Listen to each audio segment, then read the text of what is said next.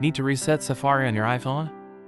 In 1 minute I'll show how to clear history, cache, and settings.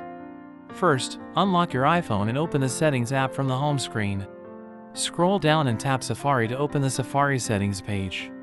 Tap Clear History and Website Data, then tap Clear History and Data to confirm. Next, scroll to the bottom and tap Advanced for deeper website settings. Tap Website Data, then select Remove all website data and confirm the removal. This clears stored caches, cookies, and most saved site data across Safari. For a full preference reset, go back to Settings and open General. Choose Transfer or Reset iPhone, then tap Reset to view reset options. Select Reset all settings, enter your passcode if prompted, and confirm the action. Note: Reset all settings restores system preferences but does not delete personal files or photos. Reopen Safari to check changes. That's it, your browser is refreshed and tidy.